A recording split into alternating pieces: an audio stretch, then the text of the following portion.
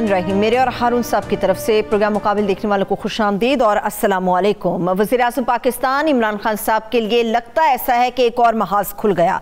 तहरीक इंसाफ की हुकूमत ने इंतखाबी इस्लाहात तरमीमी बिल कौमी असम्बली से पास कराया, मगर इलेक्शन कमीशन ने शदीद तहफ़्फ़ुज़ात का इजहार करते हुए इमरान खान साहब के लिए जो ख़त लिखा उसमें बताया कि 13 शिकें ऐसी हैं जो कि आइन से मुत्तसादिम हैं।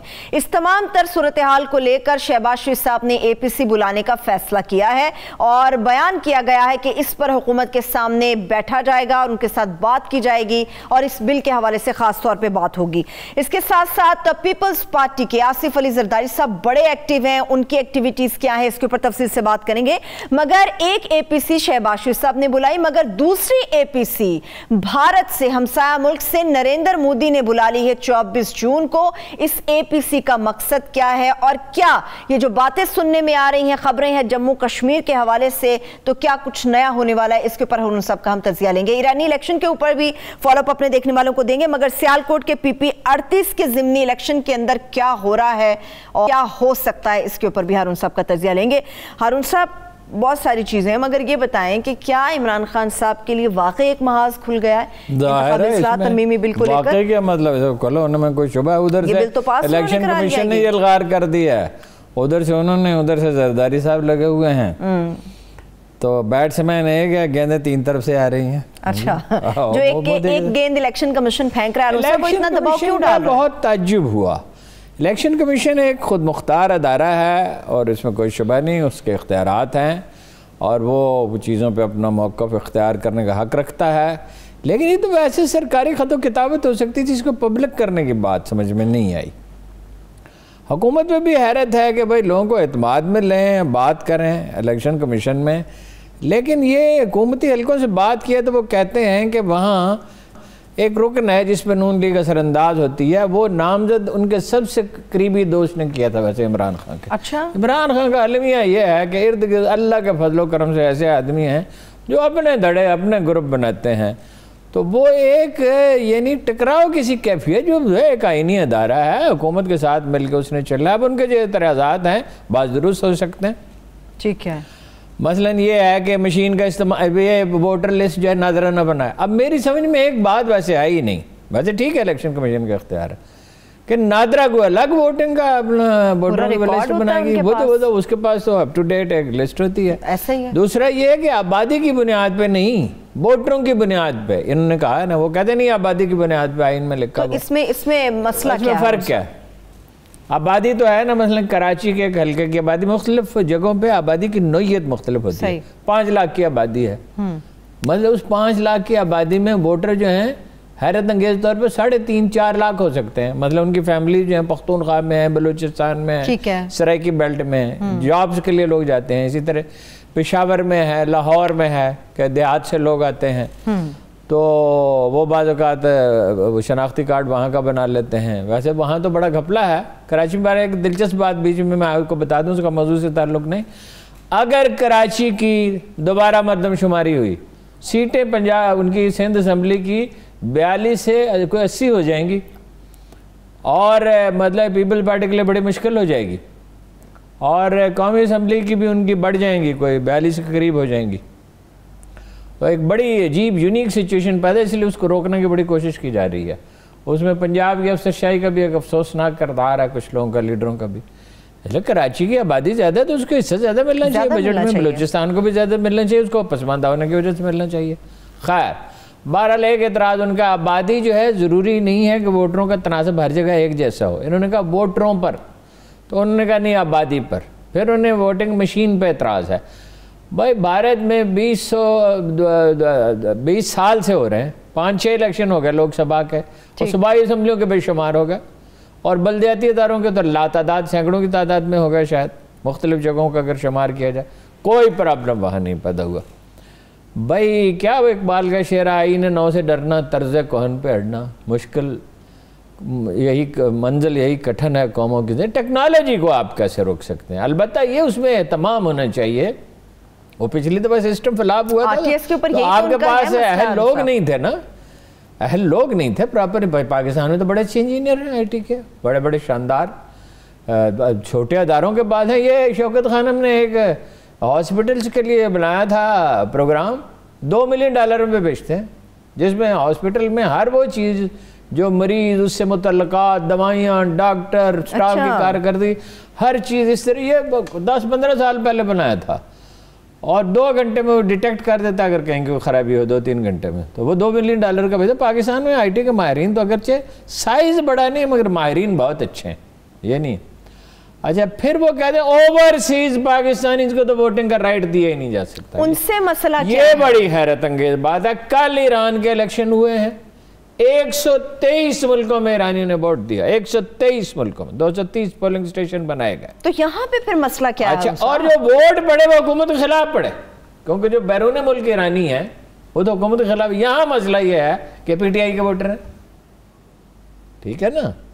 अच्छा, इसमें हर कोई अपनी सहूलत देखता है। टीम तो हुकूमत की अच्छी है, बाबर रहमान है, अपना वजीर कानून साहब हैं, फ़रोग नसीम साहब हैं, खालिद वो हैं, खालिद जावेद साहब हैं। टीम अच्छी है, लेकिन बहरहाल बड़ी जल्दी में पास किया। मगर 18वीं तरमीम इससे ज़्यादा जल्दी में पास हुई थी, जो लातादाद कवानीन पर मुश्तमिल थी, जिसको किसी ने पढ़ा ही नहीं था। बैठ के बात होनी चाहिए। अब मुझे ये पाकिस्तानी वाला जो मामला है ना, उसमें उसका बड़ा कलक हुआ। बस आप उनके $29 बिलियन खाएं, उससे अपनी इकोनॉमी चलाएं। आपकी तो 23-24 बिलियन डॉलर की सारी एक्सपोर्ट है, मगर उनको वोट का हक नहीं देंगे। नवाज साहब भी अमेरिकी देते हैं, ईरानी देते हैं, सब दुनिया में बहुत से मुल्क देते हैं। आप कैसे नहीं देते उनको वोट? एक ओवरसीज बैठ के यहाँ पे नून लीग का लीडर यहाँ पे लीड कर रहा है उन लोगों को, तब उसका कोई प्रॉब्लम नहीं है, मगर ओवरसीज पाकिस्तानी पे मसला है। अब उन्होंने सोचा ना, सर जोड़ के बैठेंगे, APC बुला ली ना शहबाज। हुकूमत ने भी मुज़ाकरात करने का सोच रही है, थोड़ा मेरा ख्याल है जल्दी में किया है। अभी खैर वो कानून तो नहीं बना, अभी सेनेट में जाएगा, गया है शायद, भेज दिया शायद, है जी। वहाँ उन्हें उम्मीद है मंजूर करा लेंगे।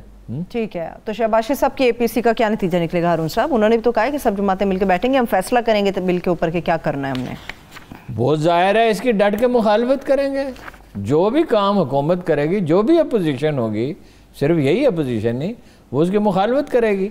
देखिए ना, इलेक्शन में वैसे कोई तरीका होना चाहिए कि फेयर इलेक्शन हो सके।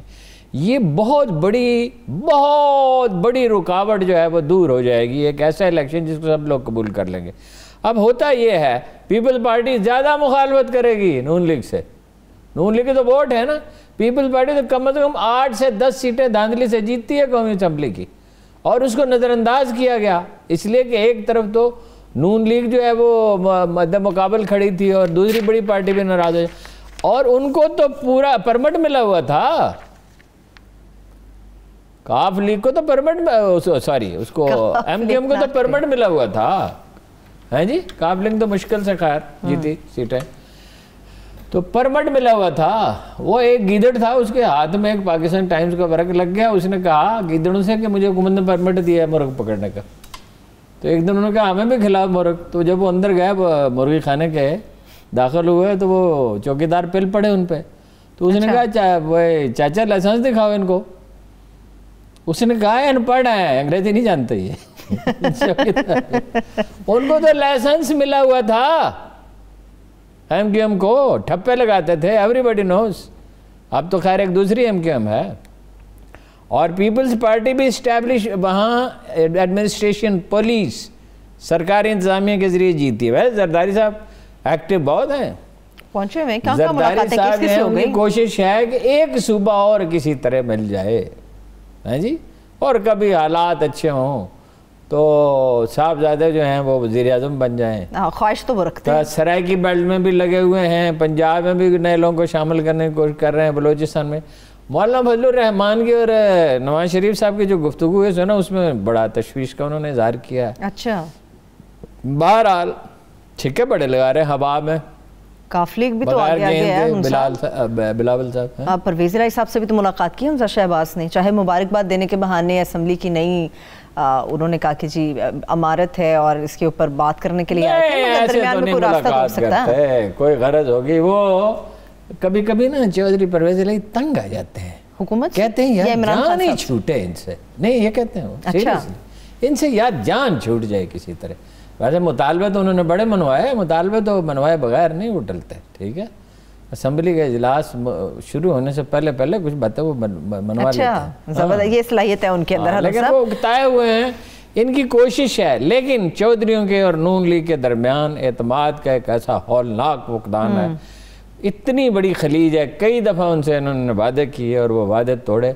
वो कहते हैं हम किसी पे भी एतबार कर लेंगे, इन पर नहीं करेंगे। ठीक है, तो हारून साहब, शेख साहब की गुफ्तगू को आप किस तरह से देखते हैं? असेंबली फ्लोर पे उन्होंने कहा कि तलखियां खत्म करने का वक्त आ गया। पहले मुफाहमत फवाद साहब कहते थे, अब शेख साहब कहते हैं, शेख साहब कह रहे हैं, वो असेंबली फ्लोर पे खड़े होकर ये बात कर रहे हैं, तलखियां खत्म करने का वक्त आ गया। क्या कहना तलखियां? शेख साहब आप तकरीरें करना बंद कर दे, आधी तलखी तो इसी से खत्म हो जाएगी।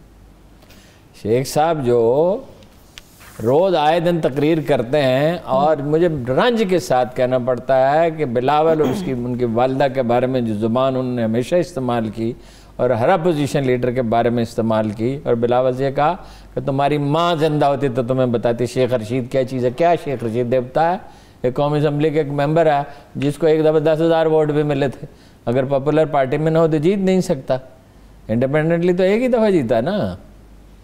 तो वज़ीर नहीं बना रहे थे इसको पहली दफ़ा, ये रो पीट रहा था। जनरल मजीद मरहूम को फ़ोन किया तो उन्होंने कहा सब्र करो यार, मिल जाएगी वज़ारत, इतनी क्या बेचैनी है तुम्हें, रात को नींद नहीं आ रही। मैं बैठा हुआ था इत्तफाक से उनके पास। तो जिसके साथ हो उसके मुखालफ की किरदार कुशी करते हैं। ये कादर पटेल, सईद मुराद और ये जावेद लतीफ़, ये वो लोग हैं। जावेद लतीफ़ ने सईद मुराद के ख़ानदान के बारे में इतनी घटिया गुफ्तगू की कि पार्लियामेंट की तारीख में कोई वाक़या ही नहीं होगा। यही अब्दुल कादिर पटेल करते हैं। सईद मुराद भी बड़े बढ़ चढ़ कर हमले करते हैं, उसका फिर रद्द-ए-अमल भी होता है। तो शेख साहब जो हैं वो तो फसाद फैलाने का कोई मौका हाथ से जाने नहीं देते और हर चीज़ में अपनी ज़ात ग्रामी का जिक्र करते हैं। और भी कई लोग हैं अग्रेसिव, ख्वाजा आसफ हैं जो मतलब उन्होंने उसका मजाक उड़ाया था। लेकिन अब तो अल्लाह के फजलो करम से सारे ही, अच्छा उनके खिलाफ रिएक्शन हो रहा है, उसके स्पीकर के खिलाफ रिएक्शन हो रहा है पार्टी के अंदर, पार्टी के बाहर तो है ही। पार्टी में लोग कह रहे हैं कि ये हैंडल कर सकते ही नहीं है, सलाहियत नहीं है, बहुत कमजोर है। कमजोर आदमी तो है, बहुत कैपेसिटी नहीं है। स्पीकर के पास कोई ताकत नहीं है। असेंबली को चलाना और था और इसको चलाना और था। एक तो ये कि जुबान की बड़ी सहूलत थी, जाहिर है सब लोग एक जुबान बोलते जानते, मेजॉरिटी समझती है, ख़ास लहजा है। तो कुछ जाहिर है एक स्पीकर की अपनी आज़ादी भी होती है, मगर अच्छा शेख रशीद साहब कहते तलखी कम होनी चाहिए। कल जो उन्होंने लफ्ज़ इस्तेमाल किया मैं दोहरा नहीं सकता कि खान साहब आइंदा 2 साल क्या करेंगे, यानी वो पंजाबी ज़बान का बाजारी लफ्ज़ है जी। और हम लोग उसे इस्तेमाल कभी नहीं करते। खैर हमने तो कभी जब खान साहब से हुस्न ज़न था तो उसमें सुनामी और इनकलाब का लफ्ज़ कभी इस्तेमाल नहीं किया, ये बचगाना लफ्ज़ है। लेकिन ये तो बाजारी ज़ुबान इस्तेमाल करते हैं। शेख साहब खुदा खुदा कीजिए, आपकी मंतक़े निराली है। शेख साहब तो कल का सारे 3 साल फसाद फैलाते रहे और अब कहते हैं अंडरस्टैंडिंग होनी चाहिए, करने का वक्त आ गया, वरना बाइडेन और ट्रंप आप खत्म करेंगे, आप खत्म, ये तो नहीं कर सकते। किसी को भेजें, उमर असद को भेजें तो चलो कोई बात कर सकता है, हालांकि वो भी अग्रेसिव तो हो जाता है। उमर साहब तो वैसे गिलगित बल्तिस्तान गए हैं हारून साहब। वो गिलगित बल्तिस्तान जाने पे उनका क्या पाबंदी है, मौसम अच्छा है, जाना चाहिए। अच्छा, वैसे असेंबली का मौसम इतना अच्छा नहीं है हारून साहब। असद कैसर साहब, उनके पास क्या कोई ताकत नहीं है? स्पीकर के पास कोई ताकत नहीं होती कि हैंडल ना कर सके। बड़ा पावरफुल होता है, उनको चाहिए था जितने लोगों ने गालियां दी थी वो इस पे स्टैंड ले लेते कि जिस आदमी ने गाली बकी है, भले लाहौर के जो साहब हैं जी जिनका नाम लेने को जी नहीं चाहता, इनको तो कहते हैं इसमें तो मैं कंप्रोमाइज नहीं करूंगा, जो गंदी माँ बहन की गंदी गालियां दे, इसका क्या सवाल पैदा होता है जी? या कम अज कम इनसे माफीनामा तो लिखवाते, तो इख्तियारात होते हैं, बाहर निकाल सकते हैं। अगर ऐसा है तो यहाँ हुआ, इस पर कोई कार्रवाई नहीं हुई, कार्रवाई न होने का यह नतीजा हुआ कि बलूचिस्तान में जो कुछ हुआ। और आज क्या कहा आबद हुसैन अहमद ने, हिस्सा मांग रहे हैं, इसमें कोई शुबह ही नहीं है कि भाई सरकारी अरकान क्यों अपने उनको फंड्स मिले और अपनी मर्जी के ठेकेदारों से। ये तो 15 बलूचिस्तान में तो 15-20%, 25%। एक मौलवी साहब का किस्सा मुझे पता है, मुशर्रफ के ज़माने में, नाम नहीं मैं लेता चलिए, कि 2 ट्यूबवेल पहले तो पीपल्स प्रोग्राम से उन्होंने, डेवलपमेंट प्रोग्राम से उन्हें मंजूर कराया, पीपल्स वर्क्स प्रोग्राम से। फिर वो एक जाली कंपनी बनाई दामाद के नाम पे, फिर वो 2 ट्यूबवेल अपनी ज़मीन पे लगाए। फिर वो चीफ इंजीनियर ने एतराज़ किया बलूचिस्तान के, तो उसकी ज़िंदगी उजैरन कर दी। वो रोता हुआ आया, हमारे एक बहुत सीनियर ब्यूरोक्रेट दोस्त थे उनके पास, कि एक तो ये किया, एक मेरी ज़िंदगी उजैरन कर दी है। और ख़ुद उन मौलवी साहब ने मुझे एक दफ़ा धमकी दी कि मैंने कहा आपका आईजी अच्छा ऐसे इत्तेफाक से, अच्छा। कहते मैं उसको छोड़ूंगा नहीं। मैंने कहा आप उसको क्यों नहीं छोड़ेंगे, वो आपको नहीं छोड़ेगा, वो तो एक प्रिंसिपल्ड आदमी है। उसने मुझे गिरफ्तार किया था। मैंने कहा आपको इतना भी नहीं पता कि आईजी कभी किसी को गिरफ्तार नहीं कर सकता, किसी सियासी लीडर को, वो तो फैसले हमेशा सियासी होते हैं, ऊपर से होते हैं। तो बलूचिस्तान में करप्शन बहुत है, सिंध में बहुत, यहाँ भी है, पख्तूनख्वा में भी है, लेकिन बलूचिस्तान में तो कोई हाल ही नहीं है। वो वहाँ से वापस आके बात कर लेते हैं। जो फैसला करने वाले असल लोग थे वो रोते थे इस बात। चलिए ब्रेक ले लेते हैं, एक ब्रेक की तरफ चलते हैं, ब्रेक से वापस आएंगे तो गुफ्तगू का सिलसिला आगे बढ़ाएंगे। सियालकोट के ज़िमनी इलेक्शन के बारे में तो बात करेंगे, मगर भारत के हवाले से नरेंद्र मोदी ने जो APC बुलाई है, उस APC का मकसद क्या है, क्या कुछ नया होने जा रहा है या कुछ और सोचा जा रहा है, इसके ऊपर बात करेंगे। हमारे साथ रहिए।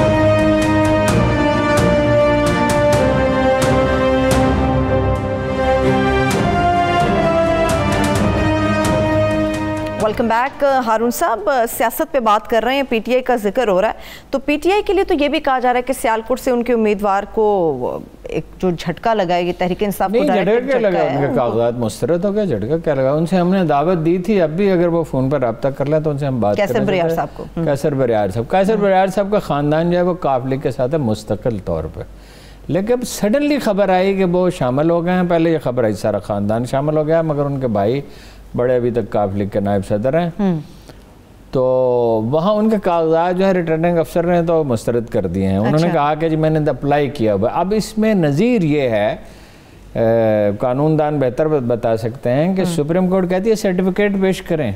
फौजिया कसूरी को तो टिकट देने से इनकार कर दिया गया था, जिसकी 18 साल के फैसल बावडा का मामला भी यही है कि बर वक्त वो नहीं हासिल किया था।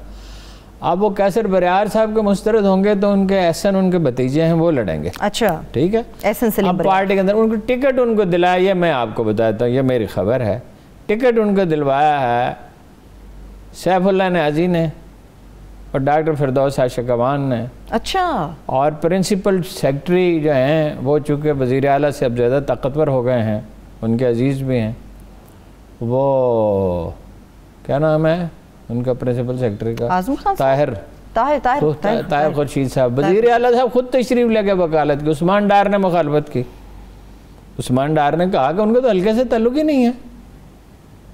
तो अब वो दलाइल जो उन्होंने दिए हैं वो मिल जाए तो उनसे बात करें। अब वो तो है नहीं हल्के से जिनका ताल्लुक है, वो हमारे साथ है। बली साहब आवाज़ आ रही है? बली साहब हमारे साथ मौजूद है। अच्छा जी, एक तो वो ये कहते हैं कि भाई हमारे पास वसाइल हैं और हमारी बिरादरी है और यहाँ इंडस्ट्री है, इसलिए हम इलेक्शन जीत सकते हैं, आप नहीं जीत सकते, आप पिछली दफ़ा हार गए थे। इस पे भली साहब आपका मौक़िफ़ क्या है? ऐसा ही है? मैं अर्ज करना चाहता हूँ, मैं आपको ये बताना चाहता हूँ कि मैंने 2015 में एक यूनियन काउंसिल से आज़ाद हैसियत में इलेक्शन जीत कर मैंने तो 60 चेयरमैन जो आजाद जीते थे पूरे जिला सियालकोट में, and I was the only one who joined PTI। Rest of the 59 joined PMLN जब PMLN इक्तदार में थी। मैंने इमरान खान के नजरिए को ज्वाइन किया और मैंने जब हल्के में मुझे PP38 से टिकट दिया गया तो मुझे 20 दिन पहले टिकट जारी हुआ और मैंने दिन रात मेहनत करके तकरीबन 41,000 वोट दिया। और मैं एक ऐसा कैंडिडेट था, जब 25 जुलाई को इलेक्शन हमारा खत्म हुआ तो 26 जुलाई को मैं हल्के में था। मैंने दिन रात मेहनत की, मैंने पूरे हल्के में लोगों के साथ अपने रिलेशनशिप डेवलप किए और जहां से हमें कोई समझते थे कि कमी कुताही है हमने दूर की। और आज 3 साल बाद हम इस पोजीशन पे था मैं कि मैं अल्लाह के फजल से ये टिकट जीत कर इमरान खान साहब को तोहफे में पेश करने की हैसियत रखता। जहां तक कि उनकी जो जिस उम्मीदवार को टिकट दिया गया कैसर बरियार साहब को, उनका तल्लक जो है वो डस्का तहसील से है। उनका सियालकोट तहसील से इस हल्का से किसी किस्म का कोई तल्लक वास्ता नहीं है। और जहां तक है कि यहाँ पे कोई फैक्ट्री या इंडस्ट्री है, ये एक बुनियादी तौर पर देहाती हल्का है, यहाँ पे कोई इंडस्ट्री नहीं है, यहाँ पे तमाम देहातों के रहने वाले लोग हैं। तो मैं समझता हूँ कि मैं आज भी ये कहता हूँ कि इस हलके में वर्कर की आवाज यह है, जिस दिन से इस क्यू के बंदे को रात को लेके आकर जिस तरह से भी टिकट दिया गया, तो हलके के लोग, हलके के वर्कर जो सरापा एहतजाज है, पूरा हल्का शोक में चला गया कि ये हमारे साथ क्या बन गया। हम तो इमरान खान के विजन के साथ हैं, हम क्यू लीग के जो पैराशूटर है उसके साथ नहीं है। उनसे मेरी बात हुई, वो कह रहे हैं वहाँ वसीरीज इंडस्ट्री, आप कह रहे हैं वहाँ इंडस्ट्री है ही नहीं। सर बिल्कुल कोई इंडस्ट्री नहीं है। मसरूर रोड पे तो कुछ कारखाने हैं ना सर, ये शहरी हल्के में कारखाने हैं, ये गांव का हल्का है सारा, ये तहसील सियालकोट के देहाती एरिया में हल्का है। यहाँ पे देहात के यहाँ पे छोटे किसान हैं, यहाँ पे मेहनत मजदूरी करने वाले लोग। अच्छा, एक एतराज वो ये करते हैं कि आपके पास तो वसाइल ही नहीं है इलेक्शन लड़ने के। सर मैं अर्ज करता हूँ, ये मैं ओपन ऑन एयर आपको कह रहा हूँ कि मैंने जो पिछला इलेक्शन 2018 का लड़ा, वो मेरा ट्रैक, ये रिकॉर्ड ये बताता है कि मैंने किस तरह से इलेक्शन लड़ा, मैंने कितनी मेहनत की, किस तरह से जितने भी वसाइल जो इलेक्शन के लवाजमात है वो मैंने पूरे किए, पूरी मेहनत के साथ। और पूरा जो मेरे पास जराए थे, रिसोर्सेज थे, मेरी पूरी फैमिली जो हमारी अमेरिका में सेटल है, बिजनेस है हमारा, पूरी फैमिली ने हमें भरपूर सपोर्ट किया, मेरे साथियों ने, दोस्तों ने, फैमिली ने भरपूर सपोर्ट किया। और हमने बहुत ज्यादा वसाइल के साथ जो कैंपेन जो हल्का में की। इस तरह का जो भी प्रोपेगेंडा है बिल्कुल मनफी है। और मैं समझता हूं कि एक बड़े सरमायादार को लेके आकर एक वर्कर को यहां से आउट करना, ये मैं समझता हूं। उनके करीबी दोस्त ने, माफी चाहता हूँ वक्त जरा कम है, उनके करीबी साथी ने मुझसे ये कहा कि आपने तो बिल ही नहीं अदा किया अभी तक टेंटों के और पिछले इलेक्शन के और खाने के और उनके। सर ये तो सिर्फ एक प्रोपेगेंडा मैं इसको कह सकता हूँ कि ये मेरी इंटेग्रिटी और मेरी क्रेडिबिलिटी, सियालकोट में आप किसी जगह से भी चेक कर सकते हैं कि सईद बल्ली के मतलब लोग क्या सोचते हैं। तो मैं इस पे सिर्फ यही कहना चाहता हूँ, ये सिर्फ एक मनफी प्रोपेगेंडा है, जो मनफी प्रोपेगेंडा करके जो हमारी लीडरशिप तक, इमरान खान साहब तक जो सही बात नहीं पहुंचाई गई, जिस वजह से मेरी जो टिकट है वो छीनी गई है। मेरा आज भी ये यकीन है, मेरा ये मानना है कि मैं पीटीए का हिस्सा हूँ और इमरान खान तक जब जमीनी हकाइक पहुंचेंगे, मैं ये भी कहता हूँ। अच्छा, दूसरी बिरादरियों से भली साहब आपके मरासम हैं, एक बड़ी बिरादरी तो आपकी है, जो उनकी भी बिरादरी है, आपकी भी है, दूसरी बिरादरियों से रवाबत हैं आपके? क्योंकि देहात में बिरादरियां तो अहमियत रखती हैं।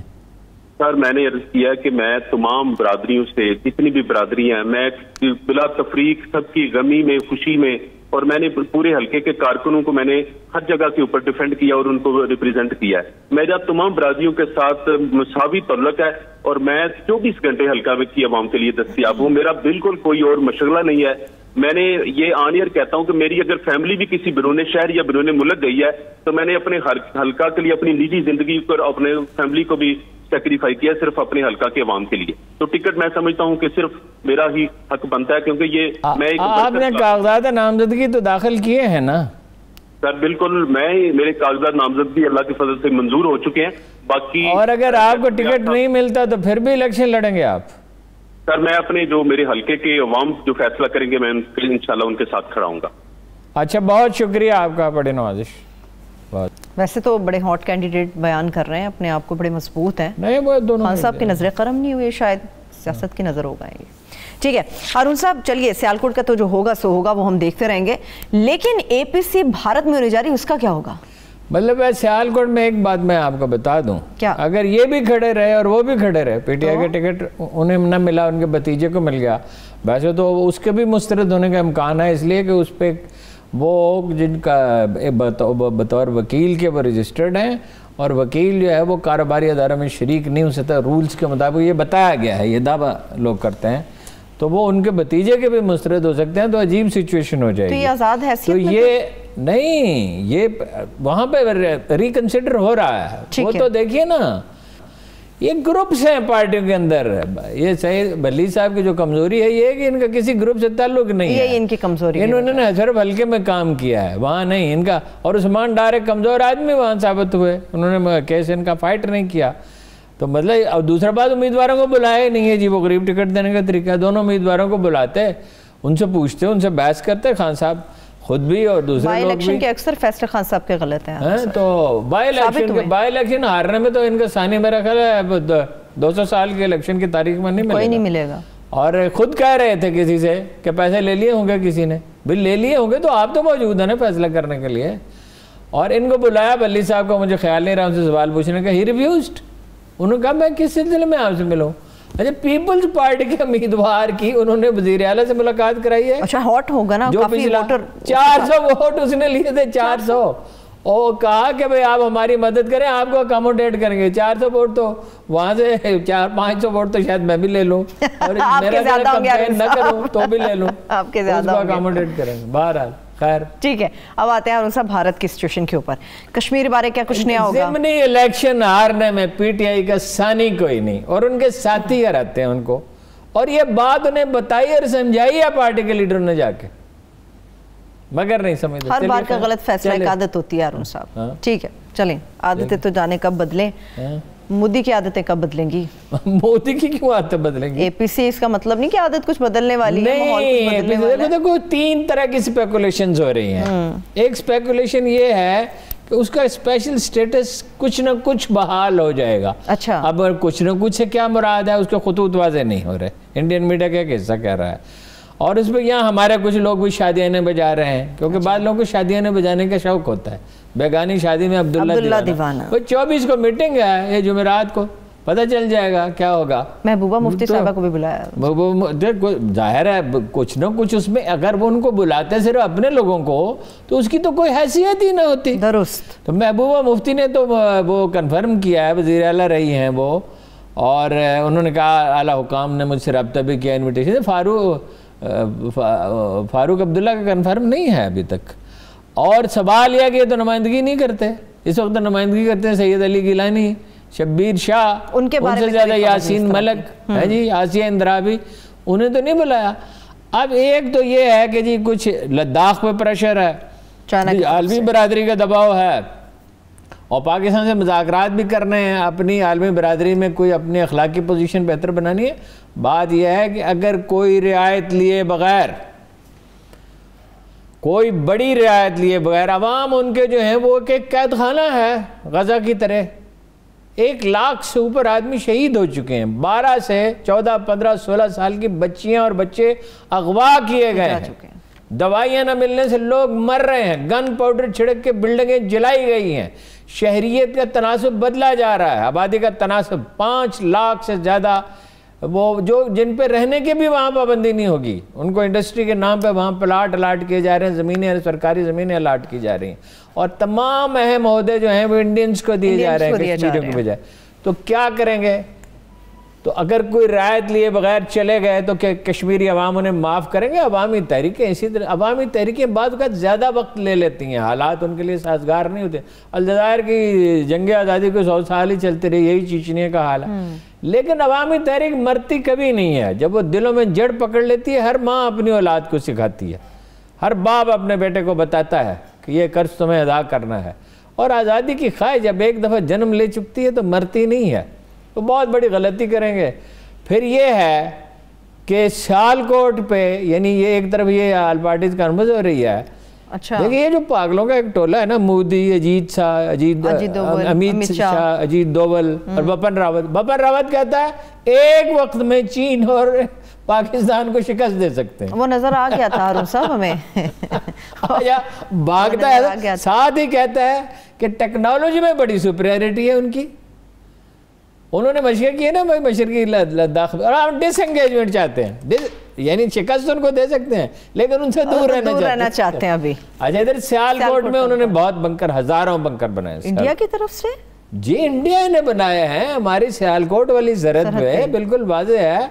हमारे चीफ वहाँ गए हैं, गुजरात छावनी में गए हैं जनरल बाजवा साहब, उन्होंने दौरा किया है, खत लिखा है हमारे वज़ीर ख़ारिजा ने अक़वाम मुत्तहिदा को। ये तशवीश पाई जाती है कि कोई एडवेंचर कर सकते हैं किसी वक्त भी। ये अलार्मिंग है। हाँ, मतलब ये है कि वो तो हमें, देखिए वो एलान, उसमें कोई शुबा तो नहीं है ना। वो अजीत दोवल की तो सब लोगों ने वो फिल्म देखी है जिसमें वो कह रहा है कि तालिबान की सरपरस्ती करेंगे, बलूचिस्तान को तोड़ देंगे, 4 कितने उनके लीडर कह चुके हैं 4 हिस्सों में तकसीम करेंगे। वो तो देखिए जब करने पे आएंगे तो उस वक्त इस धमकी का तो खैर, इसमें बड़ी बड़ी बातें करने का क्या फ़ायदा है। उनको पता चलेगा कि पाकिस्तान आर्मी क्या है और पाकिस्तानी कौम क्या है। इंस्टीट्यूट ऑफ रीजनल स्टडीज़ जो है, इंस्टीट्यूट ऑफ स्ट्रेटेजिक स्टडीज़ बरतानिया का, उसकी कोई 40 साल पहले की एक स्टडी मैंने देखी थी, बहुत पुरानी है। अच्छा। 30-35 साल हुए होंगे, इससे कम नहीं। कि जैसे ही पाकिस्तान पे हमला होता है, एक पाकिस्तानी कौम वजूद में आती है, सारे इख्तलाफात उसके ख़त्म हो जाते हैं। मशरक़ी पाकिस्तान तो एक बिल्कुल अलग सिचुएशन थी ना, उसमें भी इंडियन आर्मी अगर दाखिल ना होती तो नहीं हो सकता था। उसमें तो गलतियाँ की, फ़ौज के सरबराह ने भी जो आदमी था, देखिए ना, ये एक बड़ा डायलमा है पाकिस्तान की तारीख़ का कि हर वो आदमी जिसे इख्तियार हासिल होता है वो जाते हुए बाज़ औक़ात एक कमज़ोर आदमी को चीफ ऑफ आर्मी स्टाफ बना देता है, वो प्रॉब्लम पैदा करता है। यूब खान ने ये किया और बहुत से लोगों ने ये किया। तो इस वक्त तो ये सूरत हाल नहीं है, ये बार हार्डन्ड आर्मी है। ठीक, आपका क्या ख्याल है? वो कह रहे हैं अक्साए चीन भी लेंगे, अमित शाह कह रहा था, और 1800 किलोमीटर इलाके पे कब्जा किया हुआ चीन ने 1 इंच छोड़ने के लिए तैयार नहीं है। ये नो मैन एरिया था ना, चुएन लाइन तो 59 में नेहरू से कहा, मगर उसने रऊनत से मुस्तरद कर दिया। उस वक्त उनका ख्याल था इंडिया एक सुपर पावर बनेगा और चीन की तो कोई हैसियत ही नहीं होगी। ये ख्वाब अज़मत है ना।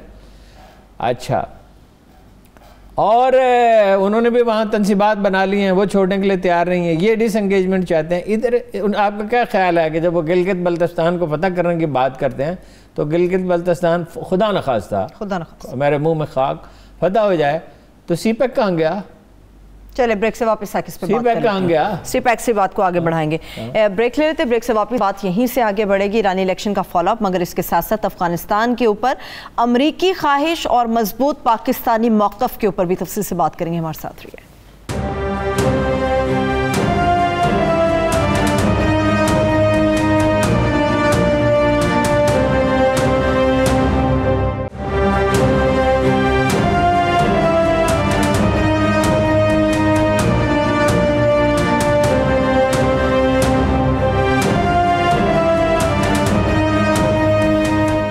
Welcome back. हारून साहब, सीपैक के बारे में हम बात कर रहे थे। अगर खुदा ना ख्वास्ता इंडिया के ख्वाहिश सिचुएशन बदल गई है, बाद लोगों को बदलती हुई दुनिया का इदराक नहीं होता। सीपैक 70 ममालिक में ट्रिलियंस ऑफ डॉलर्स की इन्वेस्टमेंट है, एक पूरी दुनिया के लिए एक अजीमुशान मंसूबा है, एक ख्वाब अज़मत है जो वो देख रहे हैं चीनी कौम हज़ारों बरस के बाद। कभी देखिए 17वीं सदी में सबसे बड़ी इकानमी थी, और वो इससे पहले दुनिया में सबसे ज़्यादा मुहज़्ज़ब मुल्क जो था, जो कदीम तहजीब अगर किसी मुल्क में, मिस्री भी इसके दावेदार हैं और भी बहुत सी कौमें दावेदार हैं, ईरानी भी, लेकिन चीन ने जो तरक्की की थी, पहली अफसरशाही उन्होंने बनाई, बारूद उन्होंने बनाया, कागज़ उन्होंने बनाया, कितनी उनकी ईजादात हैं, वो उस दुनिया का ख्वाब देख रहे हैं। मोरोवर वो बहुत प्रैक्टिकल हैं। देखो ना, अमरीकियों ने बदतमीज़ी के पिछले दिनों कितने वाक़यात हुए, वो तहम्मुल से जवाब देते हैं उसका। तो ये गिलगित बल्तिस्तान पे खुदा न खास्ता वो समझिए पेशकदमी कर लेते हैं। तो सीपैक कहाँ गया? अब चीन गैर जानबदार नहीं रह सकता, उसने ये साबित किया है। उन्होंने 5 अगस्त का जो वाक़या हुआ 2019 का, तो उसके बाद चीनियों ने क्या किया और पाकिस्तान ने क्या किया? 6 जगहों पे जाके बमबारी की दिन की रोशनी में। इसलिए एक बचगाना ख्वाब है जो देख रहे हैं, अंदर उनके तजादात उभर रहे हैं, और ये नहीं हो सकता, सवाल ही नहीं पैदा। एक और तब्दीली हारून साहब, जंग अगर उन्होंने की वो इसकी इतनी भारी कीमत चुकाएंगे जिसको उन्हें अंदाजा भी नहीं, या उनके जो चूजे हैं सारे फिर वो रोएंगे। ठीक है, चलिए एक और तब्दीली ईरान के अंदर, ईरानी इलेक्शन हारून साहब, इब्राहिम रईसी जीत, कमाल हो गया। तो इतने वोट लिए, अंदाजे ये थे कि भाई वहाँ बड़ी अपीलें हो रही हैं, वोट कम डाले, वोट कम पड़े। पिछली दफा 70% थे, ईरानी वोट ज्यादा डालते हैं, इस दफा 48%, बड़ी रीजनेबल साइज है।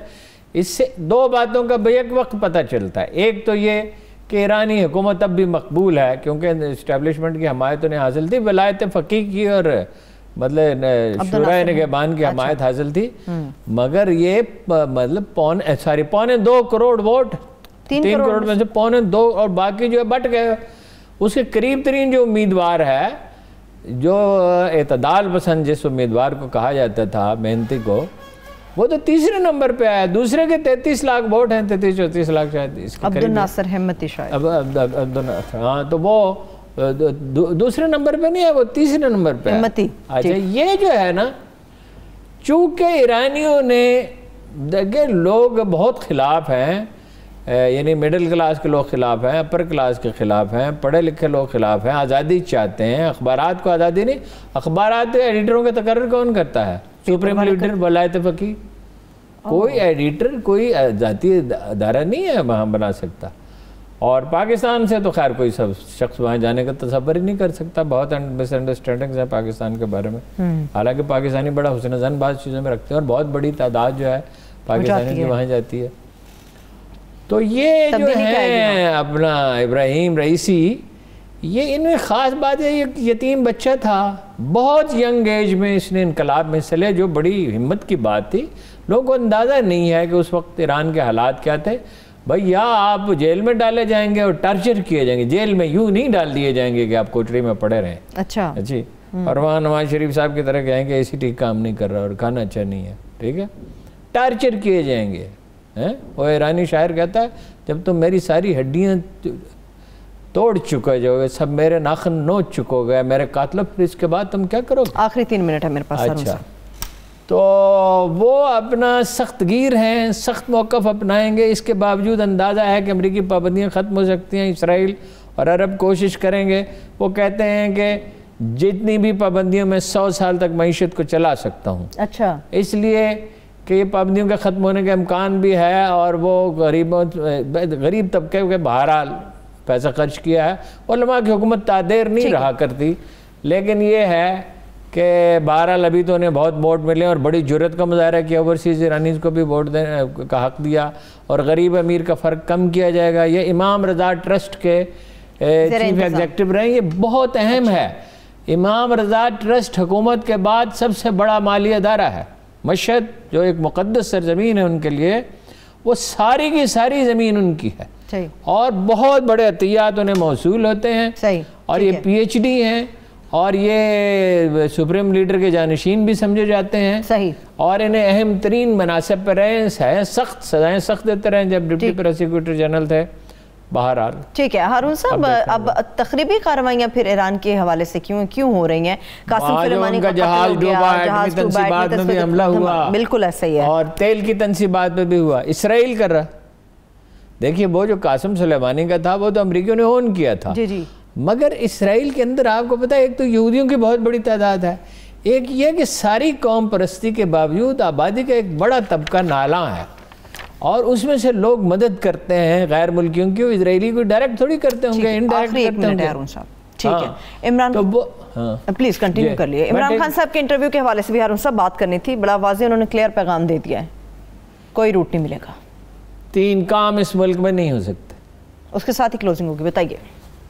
अड्डा नहीं दिया जा सकता, इसराइल को तस्लीम नहीं किया जा सकता और सारे दानश्वर उल्टे लटक जाएं, मलाला को काबिल कबूल नहीं बना सकता। इसके साथ ही मैं क्लोजिंग की तरफ चलूंगी। Thank you so much. अब आपके वक्त का बेहद शुक्रिया, मैं तमाम देखने वालों का शुक्रिया। मुझे इजाज़त दीजिए, अपना बहुत सा ख्याल रखिए, खुदा हाफिज़।